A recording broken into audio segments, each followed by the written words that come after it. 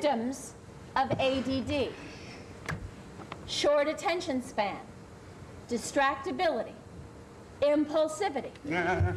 I'm not dealing with these issues. My kids don't, as far as I can tell, have ADD or have any of these kinds of issues.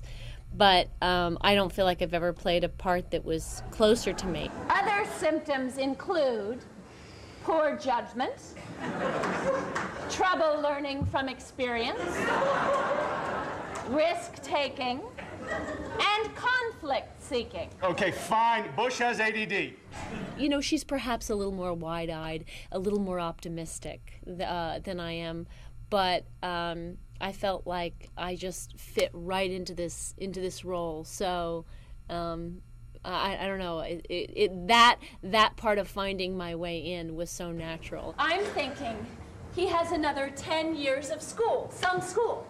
He has to show up someplace between 8 and 3 o'clock for the next 10 years. School's a bore, especially for a kid like Jesse who can't stand to sit there putting commas in sentences that don't mean anything to him or anybody else. We're a very worried generation, and it's partly because we know so much, we have so much access to technology and information and so many experts that you could turn to, and so many fewer children. You really have, people have 1, 2 kids nowadays. You really have time to obsess about every little thing about your kid. Whereas if you have 5 kids, it's much harder to do. But even if we can afford private school, the private schools don't want him. I mean, they say they want diversity, but that just means they want different colored kids who know how to sit still and be quiet.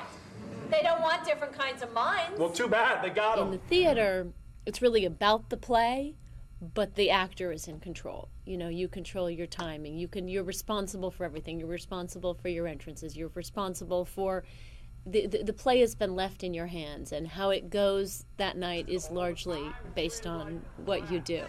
Go on, Daniel. I had no idea. DDT and dioxin also cause hyperactivity in mice. But aren't all mice hyper? Isn't that sort of their thing? They scurry. I mean, if a mouse were laid back, wouldn't that be considered a problem? Right on. I'm fed so much by the audience because my character, when she speaks to the audience, it's like she's talking to herself. It's like she's trying to figure things out in her own mind. I mean, I knew something was up before he was born, for Christ's sakes. He was doing karate in my belly. And when he popped out, he just had this look in his eyes like, "Let's get this party started, Mama." I really feel like they're a part of me. And then, of course, when you're in a comedy and you get all those great laughs, that really feeds you too.